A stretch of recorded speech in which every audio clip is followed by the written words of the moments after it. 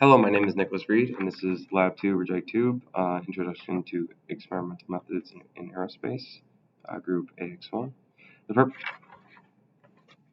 purpose of this lab is to study the speed, fluctuation, and acoustic oscillation of heat flow. We achieve this through the use of RijkeTube, which is a pulse combustor. We achieve this through the observation of quality and strength of the flame, the sound produced, and the readings gathered by the piezoelectric transducers and photomultiplier tube. Background: RijkeTube was discovered in 1859 by Pieter Rijke, a Dutch physicist. It is a very long tube with a heat source or wire mesh placed at a quarter up in the tube from the bottom.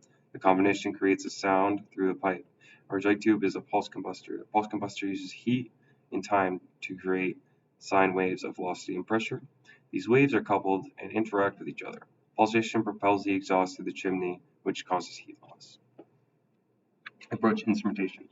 Here we have a diagram of the RijkeTube used, which is located in the EMS building here at Georgia Tech. We can see that the air flows from the bottom of the tube to the decoupler at the top of the tube in the left diagram. We have three piezoelectric transducers at 18-inch intervals that are numbered 1 through 3 from top to bottom, also labeled also shown in the left diagram. You can also see that the burner is through the window and the height adjustment at the bottom, which allows us to test the tube with the burner at different positions in the tube. It also shows where the release valve are, which we use for our tests. And we also have the photomultiplier. Approach method. Become familiar with the RijkeTube we will be using. Find the length of the tube and distance between the transducers. Set up the recording software. Identify which channel is providing which data set.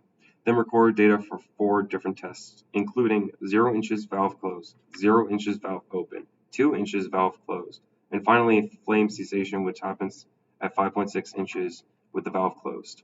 Observe and record the flame's characteristics and sound produced at each test. Calculation setup. Before we perform any experiments, we should find our resonance frequency and the speed of sound for our tests. The length of the tube is 1.83 meters or 72 inches. The distance between the sensors is 0.46 meters or 18 inches. We are operating at room temperature, which is 293 Kelvin or approximately 68 degrees Fahrenheit. The universal gas constant for dry air is 287.058 joules per kilogram Kelvin. We are given the specific heat ratio, which is 1.4. Then we use the given equation to find the speed of sound, which ends up being 343.1489 meters per second. And then we use the speed of sound we calculated to calculate the resonant frequency using the provided equation, which ends up being 93.81806 hertz. Then we collect our data, and then we have to conduct data reduction in order to conduct our analysis. Through the calibration graph provided to us, I found that 3 psi was equivalent to 290 millivolts. Then I converted this to pascals per volt, and then I used this value multiplied by the VRMS recorded to get our PRMS for each transducer, each position. And then we were provided PRMS threshold, which is the value shown in the slide. And then we used the equation provided to find our SPL in decibels. And then restated our speed and the reference frequency. And then finally, we determined the difference between each signal at P2 to find the pressure, phase pressure, and radiation signals find through the relative difference from the middle transducer.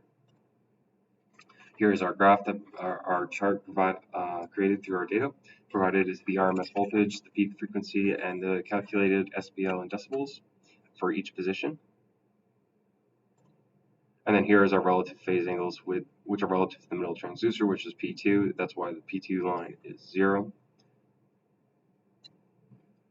For the first question, the filter cannot be used for the experiment because of the band of wavelengths will be observed is 306 to 311 newton meters, when the emitted light would not appear through the 415 to 450 newton meter filter. For the second question, the experiment will still work because the hydrogen has a wavelength within 415 newton meters to 450 newton meter wavelength range, and that the new filter allows. And finally, for the third question, you can make it so that a RijkeTube can be tuned by adding a feature which allows the tube to modify its own length. Conclusion: the resonance was reliant on position of the burner as well as the position of the valve. As the burner was moved up, the sound weakened and would eventually cease. The valve being open restricted residence. The fan under the tube increased residence, but also led to inconsistencies in the flow. Thank you for listening, and have a good day.